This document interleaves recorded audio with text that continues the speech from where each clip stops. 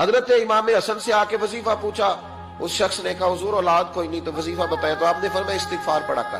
تو حضور پھر میں دوبارہ کعبہ ہوں، تو امام حسن کہنے لگے بے اولاد ہے نا تو، استغفار کا وظیفہ بتایا نا؟ کہا۔ فرمانے لگے اب اس وقت آنا جب اللہ تجھے 10 بیٹے عطا کرے گا۔ کتنے؟ 2 4 نہیں، 10 ہی کہہ دیے۔ تو حضرت امیر معاویہ رضی اللہ تعالیٰ دیکھا، کہنے لگے حسن اتنا بڑا دعویٰ؟ آپ فرمانے لگے میں نے کہہ دیا نا تو اللہ فضل کرے گا، ہاں ہاں اللہ خیر کرے گا، خیر ہو جائے گی۔ وہ شخص کئی سالوں کے بعد آیا تو حضرت امیر معاویہ کو بھی ساتھ لایا، کہنے لگا حضور اللہ کے فضل سے اللہ نے 10 بیٹے عطا فرمائے، پورے 10 ہی اللہ نے دیے۔